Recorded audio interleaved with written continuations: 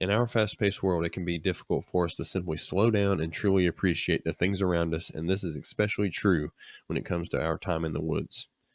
Oftentimes, we are so concerned about making sure we get the videos and the photos that we need in order to share our experience on social media that we forget to just slow down and enjoy the hunt. Although we have the great and unique opportunity to share our experiences through our social media and our other outlets, it can sometimes be a distraction for what matters most to us as hunters. This very reason is why I wanted to have Jeff Danker on the Rice Kill Eat podcast today. If anyone knows how distracting technology and content development can be in the woods, it's Jeff. As a co-host, manager, and creator of the show Buckventures on the Sportsman Channel, he has dealt with the ups and downs of the hunting industry and satisfying the desires of his viewers. On this episode of the Rice Kill Eat podcast, Jeff opens up and really shares his solution to a lot of problems that hunting families face within the walls of their own homes. Thank you guys for checking out the Rice Kill Eat podcast today. I truly do appreciate you taking some time and putting me in your ears for a little bit of time here. And I'm going to do my best to give you the best content that I'm able to put out there for you. So thank you guys. Truly thank you for listening to the Rice Kill Eat podcast and all the support that I've gotten, all the feedback I've gotten from everybody. It's been a pretty incredible experience to be able to hear back from people who are listening to the show and they're enjoying the talks that I'm having with people. They're enjoying the topics that I'm going over, and it's been a really neat experience. It really has. And again, thank you so much for listening to the Rice Kill Eat podcast. If this is your first time listening to the show, then go ahead and subscribe. Go ahead and subscribe to the Rice Kill Eat podcast. I've had some pretty incredible guests so far. I've had guys like Jack Carr recently. I've had Jeremiah Dowdy on this episode. I've got Jeff Danker. And we've also been fortunate enough to cover all types of different topics on the Rice Kill Eat podcast in previous episodes. Things like being a woman in the hunting community. On my last episode, I had Amy Hall on, and she really dove into what it means to be a female in the hunting community. And Jack Carr was also able to share some of his story on how he became an author after his time in the military, being an officer in the Navy SEALs. We also had an episode on wild game cooking. I had Jeremiah Dowdy on, and he's really an expert in wild game cooking and cooking in general. And he really dove into, the mentality around cooking wild game. And then another episode I had Cody Brown on, and Cody is a videographer and a photographer, and he really dove into how to film hunts and how to tell a story through a hunt. And I've been blessed with some really cool guests, and we've gone over some awesome topics. So if you haven't been able to check out any of those, then go back, check out those episodes, and let me know what you think. Feel free to write in. You can write in at info. So that's info at rkeafield.com. So that's info at rkeafield.com. You can write in there, and I'll do my best to try to respond back to anybody. And also, you can send me a message on Instagram, Facebook, any of those kind of things. So go back, check out some of the episodes, and let me know what you think about them. Also, before we get into the episode with Jeff, I wanted to invite you guys to check out the official RKE Afield website. So that's RKE, as in Rice Kill Eat, just like this podcast. So it's rkeafield.com. I'll have the link in the bio, rkeafield.com. And if you really want to support the show, if you want to support us on a different level, then go ahead and check out our shirts, check out our hats, and those kind of things. Because all that merchandise is directly linked to this show. So rkeafield.com, check out our hats, check out our shirts, and you can learn more about this podcast there as well. So thank you again for listening to the Rice Kill Eat podcast. So I really think you guys are going to enjoy this episode I had with Jeff. We had a really good conversation all about faith and all about hunting and how those things are intertwined with each other. So I really think you guys are going to enjoy this episode. So feel free to share this episode. Feel free to share any of our episodes with anybody you think is going to be interested in it. Let them know that we got some pretty cool conversations, some pretty cool topics that we're covering on the Rice Kill Eat podcast, and share an episode with them and invite them to check out RKE Afield, invite them to subscribe to this podcast. So without further ado, we're going to get right into this episode with Jeff Danker. It's episode 16, God in the Great Outdoors with Jeff Danker.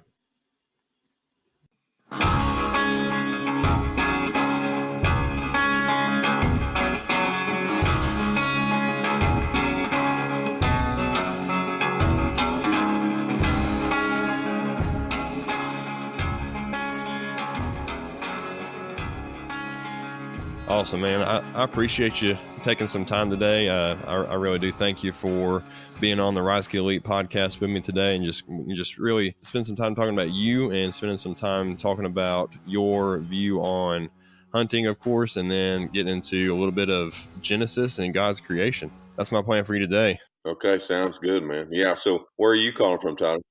I'm actually in Moorhead, Kentucky. So I'm on the right on the edge of the Appalachian Mountains on the eastern side of Kentucky. Beautiful. Yeah, it really is. We got Cave Run Lake, which is one of the top muskie fishing lakes in the country. We got it about 15 minutes from my house, and there's about, I don't know, 2,000 to 3,000 acres of public land, and there's all kinds of fun playground areas to play around in. Where are you from? Is it Oklahoma? Am I guessing right? Yeah, I'm actually right in between Tulsa and Oklahoma City. Is where I grew up here, and then all my I got land here on my home farm. You know, we got some pretty good deer, but my big ranch, I have a big ranch out in northwestern Oklahoma, and then I have a big ranch in Kansas. Oh yeah.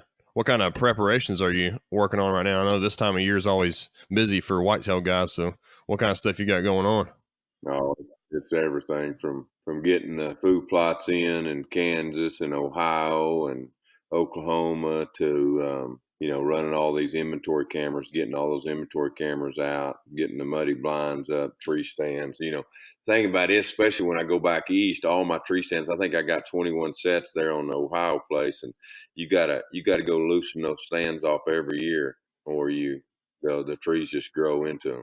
Yeah, that's something I've definitely seen. Or the straps will start to dry rot, and the combination of the trees expanding and the straps dry rotting, it'll snap those suckers right off. You don't want them to snap off when you're up in them, that's for sure. No, that's for sure. So yeah, there's lots of prep going on. Yeah, this time of year is always busy, and it sounds like sounds like you got quite a bit of work. If you got places in 3 different states, and you got 21 setups, I mean that's a full time job for you. Oh gosh, it is. But yeah, so everybody's got a beginning. So where did Jeff Danker start? Where did you begin hunting? Who introduced you?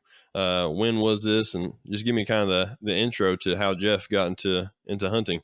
Well, and shoot, my deal started pretty young. I mean, my dad was a big coon hunter, so I was going with my dad when I was about 4 years old, coon hunting, and basically just was a daddy's boy. And so, whatever my dad was doing is what we did. Then he was shooting recurves. I mean, some of my earliest memories, the coon hunting, and then him shooting a recurve bow into a paper plate on a bale of hay. I just can't tell you what that did to me as a young boy and wanting to be part of that. And now my dad never really got, he deer hunted some, but so I started going, and when I was about 14, really a lot with a bow. And from there too, my uncle had these greyhounds, and they ran them coyotes, and so just all that combination, just it fueled a fire in me of being outside, and then along with playing ball and rodeo, and that competitive edge is always where I saw my hunting. I mean, is being able to go, whether when I was 14 years old, just trying to shoot any deer with a recurve bow, and that competitiveness of that to all the way to today of finding that giant deer and going head to head with him. It just was instilled at an early age, and it continues to go on. Yeah, that it really is a competition. I like the way you put that, because I mean, you're basically, if you think of it like a like a game, or like a basketball game, or a football game or anything like that, you've got an opponent and you're trying to outwit them. You're trying to figure out how they tick. You're trying to figure out what they like to do and that kind of thing. You're trying to come up with some kind of strategy to go against Yeah. it. It really is very similar in a lot of ways. Yeah, and it keeps us on our toes, and it keeps us, as a man, not the woman that got it, but especially a guy that played sports that you had to quit. If you don't go on to play pro ball or pro rodeo or whatever. I mean, there's a point where you're either too old to do it or whatever, and this hunting that just continues on, because everybody's doing it, and it comes a deal that you might be competing just with your buddies, but in a sense, you're just competing against that deer. I mean, that's where I've taken it. I mean, it's just like last year with going after a public bull elk. I didn't do it for the television show. I did it for myself. I wanted to see if I could go up there and go head to head with a just being dropped off at 11,000 feet and go see what I could do. That's what I love. Yeah, absolutely. The whole sense of competition is something that, like you said, it just once you get out of sports, I mean, everybody's got that point. Anybody who's played any kind of athletics gets to a point that you've got to, set it aside. And a lot of people, they do find that competitive edge. They are able to fulfill that competitive edge through hunting, and I mean that's something that I've got a little bit of experience with. I played a little bit of college football and played a lot of football in high school, and played Mm-hmm. different things in high school. And just my buddy, he kind of reintroduced me after high school and after college, and he reintroduced me into hunting, and ever since then it's been addicting. I mean, it's been something that I can fulfill that competitive edge without having to go out and play a pickup game of basketball or whatever. And it's something I can pursue year round. I mean, a lot of people think that hunting season is just September to January, but it really is a full year deal. Right. Mm-hmm. No, it 100%. So are you still shooting a recurve nowadays? No, I'm not. I something that Bear Archery has reached out to me this year to possibly shoot one. So definitely probably going to bring that back to my arsenal. And that, it's just another way to go head to head now and have another challenge, I guess. Right. Yeah, that definitely takes a lot of. I don't have a whole lot of experience, if any at all. But from what I've seen and from what I hear from people who kind of gotten back into it, because I feel like the recurve, they're kind of making a comeback a little bit. There's a lot of people that are going with those those primitive type of hunting styles. It seems to be making a reemergence here lately. Well, I mean, it's just like, as hunters, we have all kinds of things. We have crossbows, we have compounds, we have guns, whatever. And we need to all be together in it. And, regardless, I mean, I've shot deer with a muzzleloader, rifle, bow. Everybody always asks me, what about that? And I mean, I always tell them, I mean, if they open bazooka season to go after a big deer, I'll have a tag. I'll own that's just the way it is. I mean, I just love being out there. If it's legal and you can use it, I mean, I don't feel like we should be fighting amongst ourselves for sure. Yeah, I think a lot of people, they get hung up on how people prefer to hunt, because you see a lot of people. I mean, I think definitely within the deer hunting community, the whitetail deer hunting community, you'll see the rifle hunters versus the bow hunters. But like you said, there's got to be some kind of unity there, because at the end of the day, we're all hunters. I mean, whatever is going to be the most efficient way of putting that deer on the ground, putting some meat in the freezer, is going to be what should people should be pursuing. Mm-hmm. Well, and that's the reason we should be hunting. I mean, as a heritage that God has granted us to have this privilege, and we need to be doing our very best to share it in all forms. And like I said, you know, not fight amongst ourselves and do it that way. With social media nowadays, you get these wars going on, and it's just, when I see it, it just hurts me, because I'm like, man, we're just hurting ourselves. I mean, we're already in a battle to keep these young kids in the outdoors. I mean, they're killing deer more on their dang computers now than they're doing, playing those games and this and that, as wanting to go out and truly be a hunter. You know, that's one reason we own the word the woodsman, because that woodsman is gone away. I mean, truly knowing, how to go out and be able to read the woods, and to know which way the sun comes up, and that kind of stuff, know how to play the wind and be a true woodsman. It's getting further and further where people don't know how to do that, because grandpas aren't teaching these kids, and maybe the kids just don't want to learn anymore. I don't know. They all want a shortcut. That's how the world is now. It's just fast, fast, fast.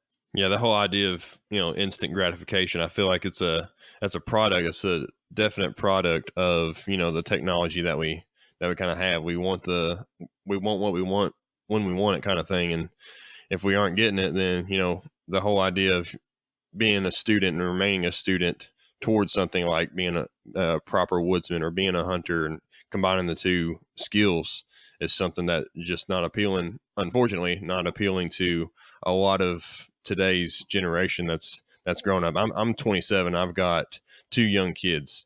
My Mm-hmm. son, he's 5, and my little girl, she's 3. And it's something that, especially with my son, because he's been out in the woods with me the past couple of years, and it's something that I've really tried to instill in him and tried to show him, whenever he sees a deer track on the ground, I'll ask him a question, which way is that deer going? Where do you think he's heading? That Uh-huh. kind of thing. And even him at 5 years old, because you're, instilling that woodsmanship into him, he's starting to learn and pick up on that kind of thing. He'll find some things sometimes that, I may not even see. So, but yeah, there's definitely a change, a trend in today's generation at how they see the woods and how they want things, how they desire things. Oh, no joke. That's for sure. I mean, that's a good kudos to you for taking the time to teach instead of, we all as dads, I catch myself, we're in a hurry all the time. And we need to slow down and teach our kids for sure. And just and maybe realize how important it is to teach them about that kind of stuff. Yeah, absolutely, absolutely. So, fast forward in a little bit to today and into your a little bit more advanced into your hunting. You've been the host of Buckventures on the Sportsman's Channel for a while now. How long have you been involved in that? Well, I started Buckventures back in 2003, and so it's been going a long time. I mean, we've started out and just I look back on it. I don't even know how we made it, to tell you the truth. And shoot, now Tyler, I mean, to see what God has done with it after all these years. I mean, going through it. Then I started Major League Bow Hunter in 2010. Left it in 2016, and Buck Ventures has just hit a new gear ever since, kind of when I come back to, I always owned the show, but even when I stepped out a few years to do the other show and then come back to it to see what God has done with it. It's not what anything I've done. It's just, basically turning that over, to him and allowing him to, me just do the best I can and remember that that is his company. And that's how we try to treat that. And with that, heck, it's been the number one 30-minute show on Sportsman Channel now for 2 years. And, that's nothing to do with what we've done. It's just, it's God's show. He can do whatever he wants with it. Definitely, absolutely. I feel like that applies to, a lot of things in our life. It could be even outside of hunting, finances, marriage, our relationships with our kids. When we give those things over to God and let him really take over, I mean, it's incredible the kind of outcome that we can see out of it. Well, that's the truth. I mean, I could, I do a testimony or speak at a lot of churches, and my deal is, I mean, it's just that. Now, this ain't a deal. I always tell them it's not a one-time deal. I mean, if I could just give my job and my wife and my kids today to the Lord, I'm willing. But you have to wake up pretty much every day and do it. There's times where you get yourself and you got back hold of that steering wheel. And I always tell men, especially, you want to be freed up. You can't protect your wife, you can't protect your kids, you can't make sure you got a job, but God is the only thing that doesn't change, and to put that in his hands. Now, again, I don't tell them, I tell them, I'm not letting you off the hook. You should work hard. The Bible says we're to work as we work unto the Lord. So we definitely want to do that, but we want to make sure that we get that off our shoulders, because our shoulders aren't broad enough to carry it. And if we can do that and then focus on him, golly, man, the sky's the limit.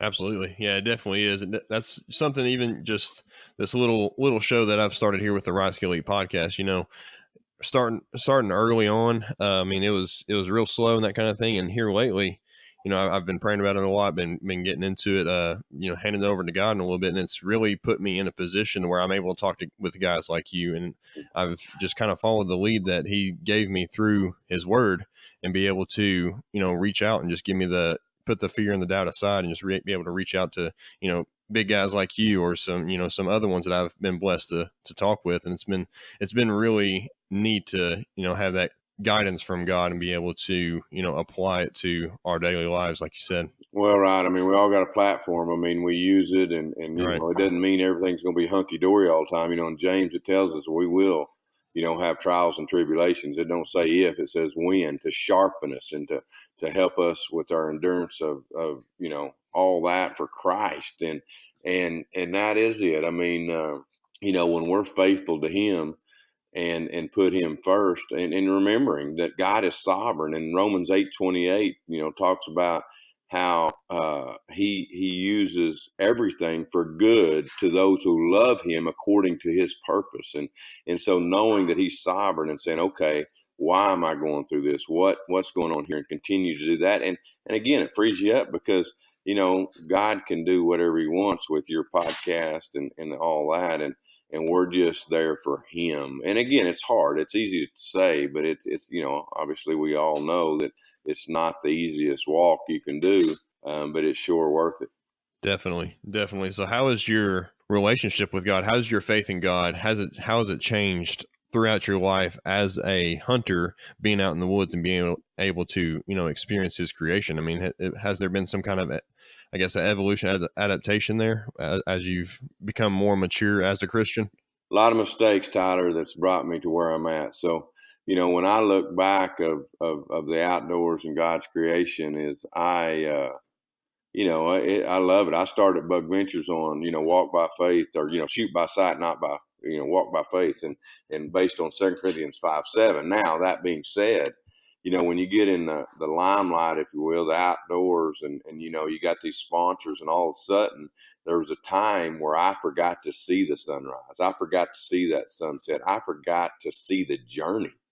I got wrapped up in, man, I got to get this kill. I got to get this, and it'll make the show better, and we can grow and this and that. So, many times talking about that steering wheel, I grabbed that steering wheel. So now I can honestly tell you where I'm at today and what God has done through those trials and tribulations of me and my family and a lot of people that's been involved is I do see those, and I have way more wisdom and discernment now that God has taught me, and I can teach these youngsters that that I mentor and this and that, and I can go on podcasts like this and just warn people against it. Make sure and line up with him, and like I said today, I think my outlook is that I have a big responsibility. God has given me a pretty big footprint here, and I have a responsibility to go around and spread God's word, to be that example and witness everywhere I am, and to maybe one of the biggest things today is to warn people about the false prophets and all that's going on, because the failure, what I see, is not coming from the casinos and the bars anymore. It's coming from inside the church. So I guess to answer your question, the outdoors and Buck Ventures in this journey God has used it in so many ways. And again, I've not arrived by any means, but as I turn around and look backwards of where I've come, I see what God's done, and he's used the great outdoors for so much of it. Absolutely. That's a great way of putting it. It really is. And that's a big reason why I wanted to have you on today on the Rise Kill Eat podcast. I mean, our name, literally, Rise Kill Eat, comes from the book of Acts, chapter 10. That's really what the whole brand is centered around, is this idea that, God has given us these things. He's given us the dominion, as it says in Genesis, over these things that we have here on earth, and it's our responsibility, it's our duty to kind of take care of it and use it to further our relationships with God. That's right. I mean, and it don't matter what it is. If it's something, we are, as God's creation and as Christians. I mean, first off and foremost, just to make sure that we are Christians. I mean, the truth of the matter is, if we Google today, I mean, Christians are in the world, it's going to tell us 82%, and that's just not true. I mean, when we look at God's word, it says few are going to find that gate.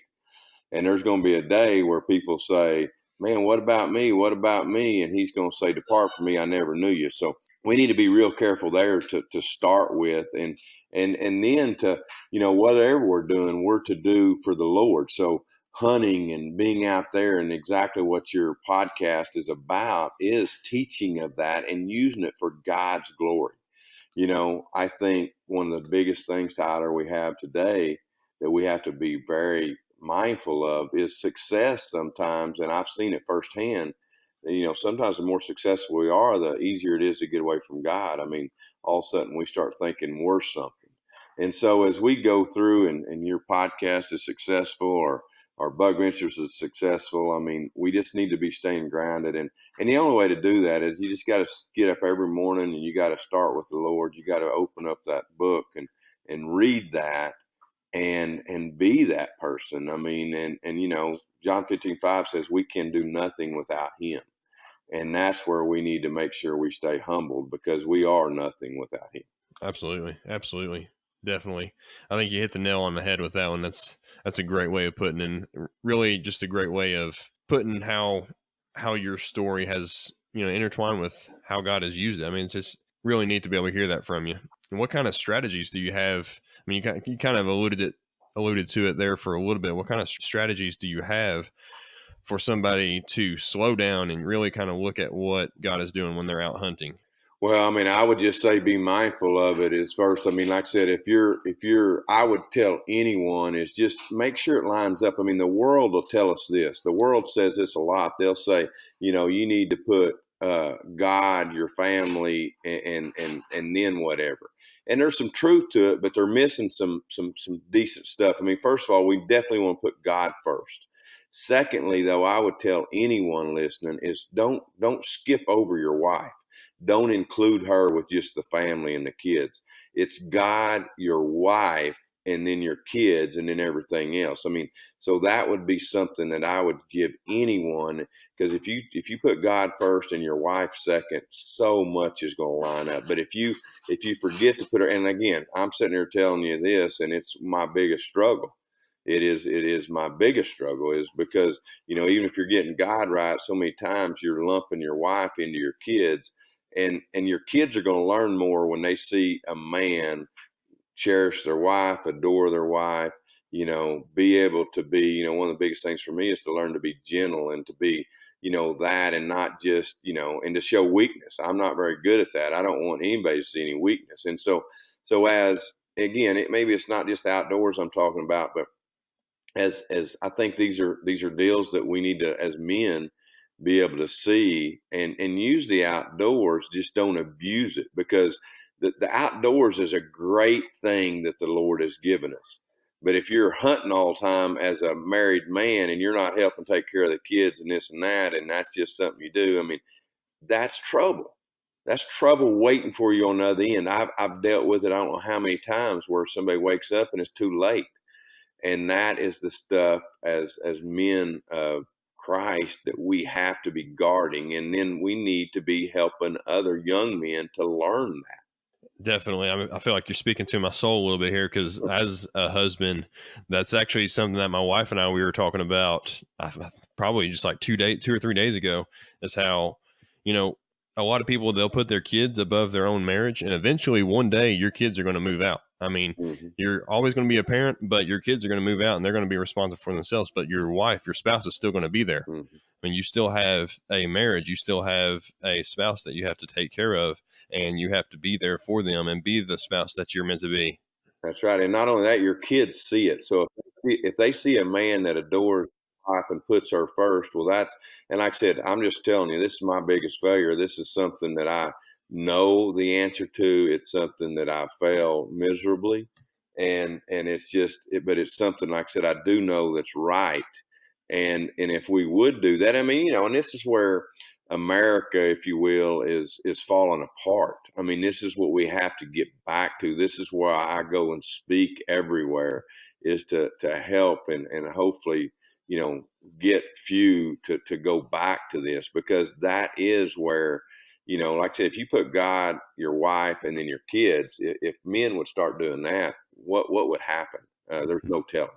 Yeah, definitely. You would see a lot of positive changes. You see a lot of good things coming out of families, and I mean, I think that it would definitely solve a lot of issues that are rooted in that kind of thing. I mean, it would. I think you got a good solution to a lot of problems that America's facing. Right. Now, it's not necessarily a easy thing to do either, obviously, because you'd be seeing a lot more people do it, but it's simple. I guess simple is a good way to put it, because it's simple instructions, but a lot of people, struggle with being able to do that, Well, I mean, unfortunately. it's priorities, and it comes down to two words, and that's selfish or selfless. And the Bible calls us to be selfless, which is probably the hardest thing in my life ever. So, and I think that fits a lot of people how hard it is. But, when we get down to the Bible, biblical stuff, doctrine, that's what we're talking about. So, as a husband and as a father, how have you introduced your family into the outdoors or into hunting? Well, I mean, having two girls is, lots of mistakes back then or whatever. One is I would tell any man just be real careful with your kids. I mean, my kids grew up around it. I mean, they heard me talk about 145-inch deer so much, or whatever. They just knew all about it. So at the time when it was time for them to start hunting, is one thing I did do right is, with the help of my wife, is being careful not just to make them go hunting. And so I started off pretty right. So making sure that we didn't get a bad bang, or a hard kick that made them scared of it and didn't want to do it. One thing I would tell anybody, if you got a kid that's kind of interested and they want to do it, but they're scared, don't say, "Oh man, this ain't gonna hurt you. Shoot this gun." Just let them be around it. Let them watch you shoot it. I mean, that's what I did. And my oldest daughter, one day, she just said, "Here, Dad, I want to shoot it," because she saw me over and over shoot this little gun, little 243, and finally she's like, "That don't look that bad," and she did it on her own. Make sure they got that ear protection. Make sure that they ain't got too big a caliber. Now, where I made mistakes is being in the hunting industry, because both of my girls, they loved it. And where I made the mistake, and especially my youngest today, she doesn't hunt a lot, and maybe it's just God's will. But one thing I did is maybe push a little hard at times after just you being the dad going, "Oh man, and doing this." And then with what I do, I think it's just so much work of after you kill a deer, we got to do this, we got to do that. But my big deal is just, it's become a way of life. It's a living what we do. I mean, my wife doesn't hunt. She shoots a bow. She cooks our meals. She loves that, she has no problem with killing an elk or deer or whatever it might be, but she's just not a killer. And that's okay. I mean, and that's the other thing. I mean, it's we live this lifestyle with deer hanging in every house we have, and office and this and that, and it's just our life. And so my girls are all about the deal of learning about how to skin a deer and cooking a deer and that kind of stuff. And again, I've made lots of mistakes, but there's a few things I did right in there. Yeah, definitely. I think that goes, with just parenting in general. I mean, we're going to make all kinds of mistakes. I'm like I said, my son, my oldest is 5 years old, and I can't count how many times I've made some kind of mistake. And of course, it's going to bleed over into whenever he starts to hunt a little bit more. He's sat in the blind with me a few times on some deer hunts and on some turkey hunts and that kind of thing, but he hasn't gotten to the point. He's not quite to the point, I don't think, that he's ready to hunt yet. But we're going to get him a BB gun here soon and start letting him, hit some paper targets and that kind of thing, and see where he goes from there. Let him, I don't know, maybe get him a little 410 or 22 or something, and let him start feeling a little bit of recoil and hearing the big bang when he hears or when he pulls the trigger, that kind of thing, and see how he reacts to it. But he's getting pretty close. So those are all very good tips and very good things that I think I'm definitely going to consider whenever, as the clock's ticking down the road. Yeah, I hear you. Just have fun. I mean, that's the biggest thing, just have fun and make sure that y'all just smile together, and it's no pressure. And Yeah. that's the struggle sometimes I have, is I forget that just the time there instead of getting focused on so much other. Right. And there's a lot of ways for us to, teach life lessons through hunting. I mean, there's of course discipline, there's patience, there's perseverance, there's all kinds of lessons that we can teach through the act of hunting, and actually being out there and, dealing with a little bit of temperature drop whenever it gets cold and that kind of thing, and learning how to, put that instant gratification that we kind of talked about a little bit earlier, Yeah, and push that aside and be able to, deal with that kind of thing. And it just offers a lot of life lessons for kids. absolutely, for sure. So going back a little bit to your start of Buckventures, I mean, what kind of evolution have you seen in, the hunting television, the outdoor television, since 2003, whenever you started Buckventures, to today, 2019? I mean, that's pretty good span of time. And just me growing up watching all those kind of things, watching the monster bucks, real tree, and all that kind of stuff, to what's being offered today, there's definitely an evolution. I want to kind of see what your side of that is. Well, I mean, my deal is, I mean, if I'm honest, I don't like it. I mean, I learned TV, and we once we got going with TV, and we were just rolling. I mean, it was easy. I mean, you would deal with a company, and they would want to run a commercial on your show, and that's where it was. And then now, fast forward to 2019, and you know 95% of the people back then watched me on television. And now 95% of people watch me on their phone, or some kind of computer, or something like that. And it was so much easier to make a living for us as far as just the television. And then all of a sudden it become, now we got, social medias, and we got to post and do this and that. And so again, it's all good. It was such a learning curve for someone like myself to do that. And then, now what it is this big, just advertising type circle of, and then, from 2003 to where we're at now is, we're in a fight. I mean, as hunters, we are in a fight to keep these youngsters in the woods, and to keep hunting alive. And that's scary. I never thought we would be declining like we are right now. Now women are coming. I think that's one of the growths we have. These women are coming, and they're getting more involved in hunting.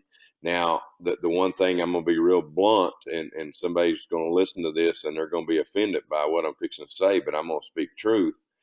And that's this. My daughter's, my oldest daughter, she's a host of the show. And one thing I'm trying to guard against it is, you're not going to be a host because we're on TV.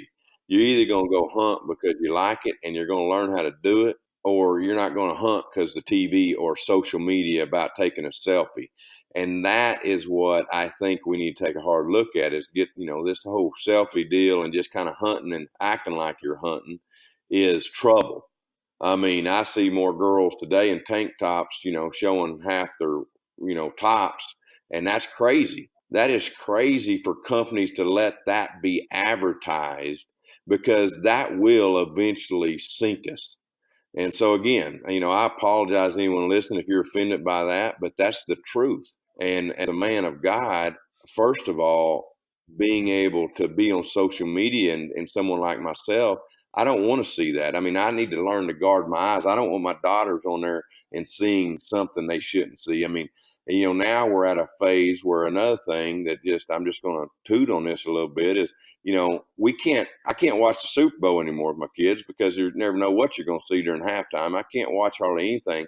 And hunting shows were safe until now. Now they're cussing on hunting shows and this and that, and it's ridiculous. People want to stand up at the Golden Moose Awards, and they want to say, you watch them in their show and they're thinking Jesus and this and that, and maybe they're even doing it that night, and then they get wasted that night using the word, F words and GD. I mean, I'm calling everybody out on that. That's ridiculous. And to call yourself a Christian, and I mean, like I said, I get very upset because my kids are coming up in this, and this is where, people in society today is saying, well, you just be you and you leave us alone. No, I didn't. The way it is. I mean, God calls us to take a stand, and that's where I'm at. And that's probably my number one thing right now, is to make sure and guard us. If you want to say you're a Christian, the Bible says we need to look at our fruits and see if you're a Christian. It's not by works, but it should have works. Sorry for the stand on my soapbox. No, that was great. No, that was great. You're completely right. I mean, we can judge a tree by its fruit. I mean, I mean, just using an analogy, that whenever you have a good tree, you're going to have good fruit. I mean, it's definitely true. You're ringing some truths there. Yes, sir. But yeah, I mean, it's crazy the trend that we've seen. I actually just had a conversation with a lady that I met through a online hunting community called the Digital Campfire. Mm-hmm. It's hosted by a guy named Colin Cottrell, Mm-hmm. and I met her and actually just had her on, and she's the complete opposite of what you were kind of alluding there. And she's somebody that is very respectful in terms of hunting, and she's out there for the right reasons. She's out there doing the things that she needs to do to, provide fresh meat for her families and that kind of thing. And we kind of had a real good conversation just the other night about, how women are kind of perceived in the hunting industry, and kind of the stereotypes that they can face. And you were hitting the nail on the head with that as you were getting into that. And we just, there's so much, I don't know. I guess I don't know what the word would be. But there's just so much of that imagery that you were leading to there that it almost seems fake. Like it's something that is being thrown around so much that it is doing a disjustice, I guess a disservice, I guess would be a better way of saying it, a disservice to the hunters that are out there trying to do the right thing and be respectful to the wildlife and be a hunter for the right reasons and that kind of thing. No, I mean, that's what exactly you hit the nail on the head. I mean, it's like I said, and it's so people are so scared to take a stand because they're afraid somebody's going to be mad at them. But like I said, I just want to try to live by the Bible. And I mean, if we look at the Bible, like I said, the number one thing somebody's going to pull out, they'll say, "Thou shalt not judge." They don't even know where it's at in the Bible. They just pull it out. They've heard somebody talk about it. And obviously, if anybody knows anything about the Bible, you read on there, and it's just pulled plumb out of context. I mean, we're all going to judge one way or the other. I mean, and we're to love each other, but true, there's two kinds of love: phileo love and agape love, and in the Bible, and that's what it Mhm. is, and that's where we got to take stand as hunters as well, and outdoorsmen, or we're just going to watch it sink. I mean, you can be nice to each other, and you can see somebody over and you don't want to get involved or whatever. But the truth of the matter is, a good friend's going to tell you when you ain't doing right. He's going to come out of love and say, "But you're going down the wrong way."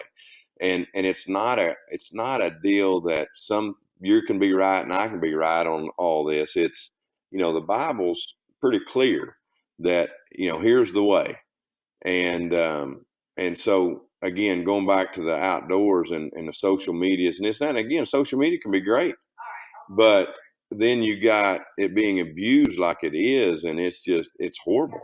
It truly is. I mean, I can't even hardly look at it because I mean, and the other thing is I've hunted with some of these people, and when you don't come here from Sikkim, and then I look, and it's kind of like we all back in the day. I mean, when you got your dating, we all got our best image up or whatever. Well, now it's even worse than that because you're on Facebook and you don't know who somebody is.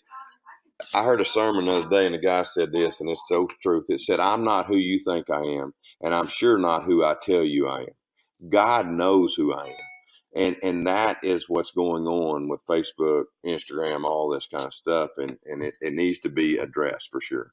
Yeah, it definitely does. And that's a trend that, I think is a direct result of, social media and wanting to get those number of likes and wanting to get followers and that kind of thing. People want to put their best up, and it really it's just a phony look into who somebody really is. There's a few hunters out there that are kind of reversing that trend a little bit, and I Mhm. think they're doing a great job with it because they're showing the whole aspect of hunting. They're getting out there and they're showing when they fail. They're showing when they miss a shot. They're showing the struggle with the preparation. They're showing all these things that really show the tell the full story. And there's a lot of people out there that aren't really doing that. Kind of like Mhm. what you were getting at there, how they're just showing their best image. They're showing the 210-inch Right. buck that they shot off some Mhm. private lease somewhere, and they're not showing. And then they're kind of putting down a lot of people who aren't able to get those kind of things, aren't able to get a 200-inch deer and that kind of thing.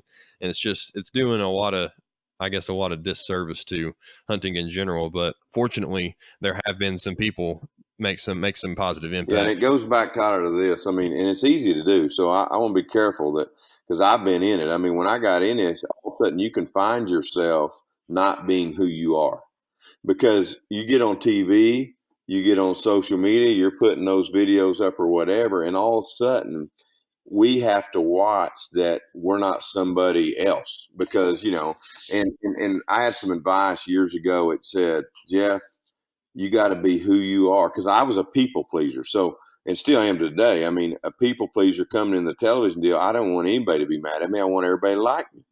Well, all of a sudden, I started getting people that didn't like me. I mean, with that, that's just what it comes. Not everybody's going to like you, and I couldn't stand it. I mean, I was trying to please everybody, and they told me, they said, you just got to be yourself. And some people may not like you, but they really never can disrespect you if you just be yourself. And that's hard sometimes. And I would say this: I mean, there's so many people today. I don't even think they know who they are because they're almost an actor on social media, and that's scary. And they'll spend so much time on social media that they try to become, this thing that they're That's pretending to exactly be. right. And then they lose sight of who they are. Yeah, and there's a certain bit of honesty and integrity that we have to live with. It's something I try to do on a daily basis, and sometimes I fail, sometimes I Hmm. do okay at it. But there's a certain bit of honesty and integrity, not just in social media, but just in life in general, that I think it's important that people really consider whenever they roll Well, out and of the bed in other the thing, morning. just the aspect of this, and maybe people don't think about it much, but it's hard enough to stay married and do things right as it is. Well, when we added social media, now you got another thing. I mean, now you got somebody on the phone, and again, I have to guard myself. I'm terrible. I mean, you just actually looking at your phone all the time. And so now, spouses and, heck, I mean, my testimony is a lot that where I'm on my phone all the time and my kids are hollering at me, telling me to watch or whatever, and we're too busy because now we're staring at the dang phone. And so we can do as families need to guard that on that aspect as well.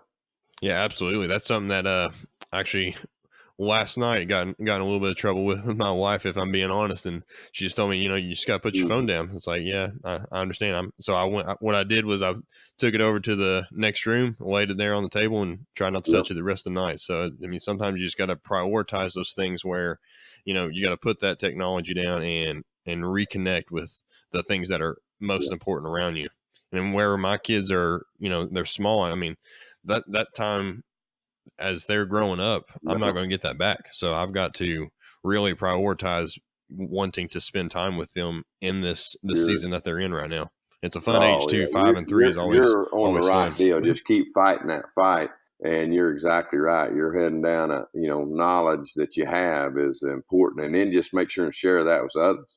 Yeah, definitely. That's part of the reason why I wanted to do this Rise Kill Elite podcast and have guys on like you who have have this kind of experience in something that I'm interested in, which is hunting and being in the outdoors, and balancing that schedule of being a hunter, but also being a father, being a husband, being a follower of Christ, and being all these things that we try to be, and then how do we put those pieces together, kind of thing. And that's really why I Mhm. wanted to start this platform here and have Mhm. guys on Right. like you.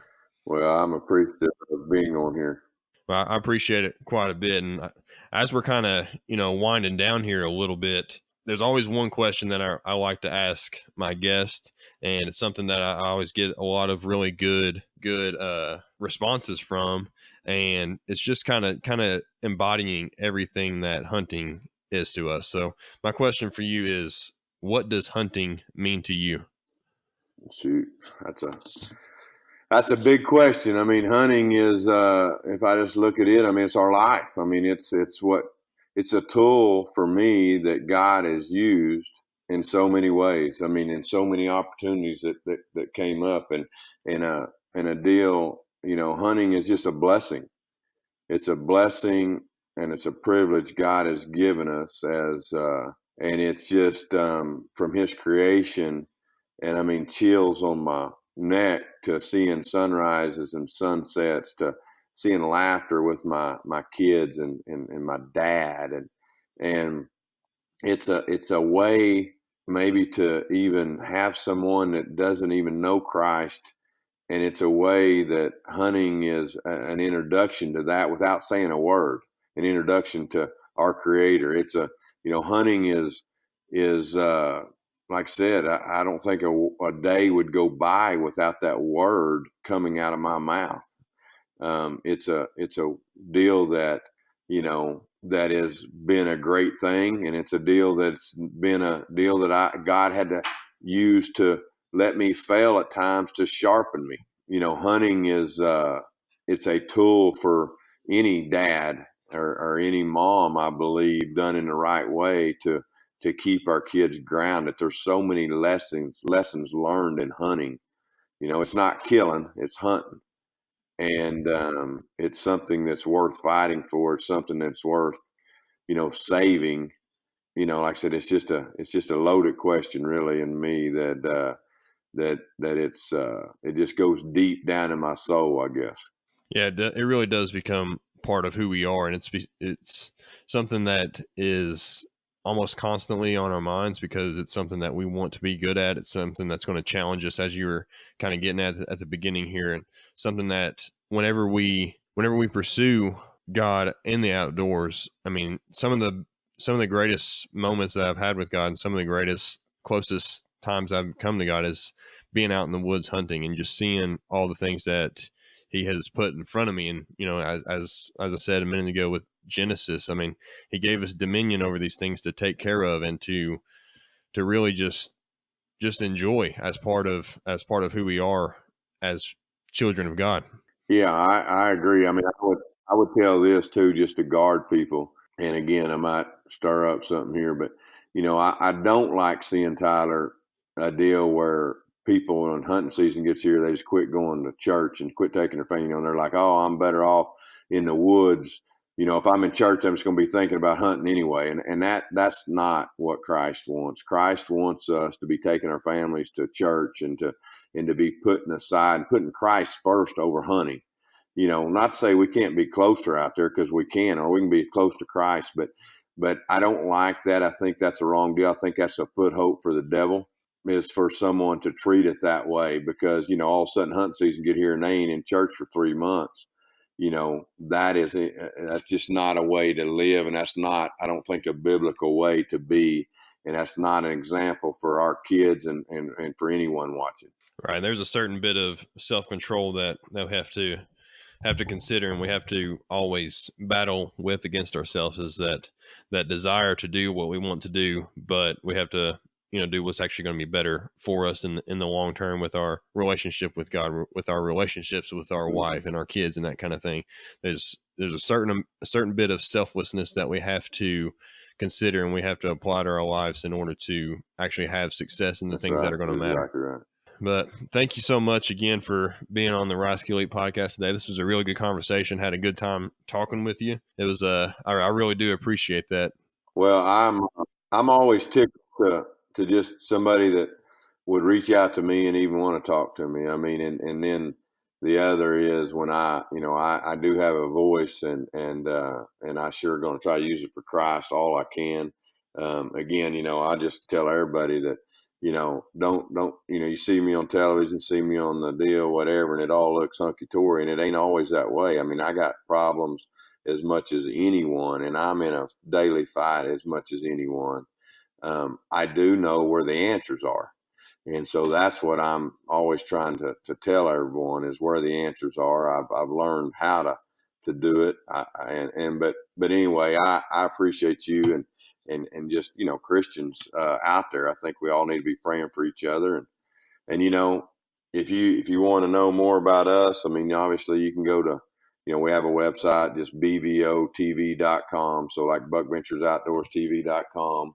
And the biggest thing is, Instagram and Facebook, we're on those. I mean, from Buck Ventures, we have Buck Ventures Instagram, Buck Ventures Facebook, and then I have my own Instagram as well.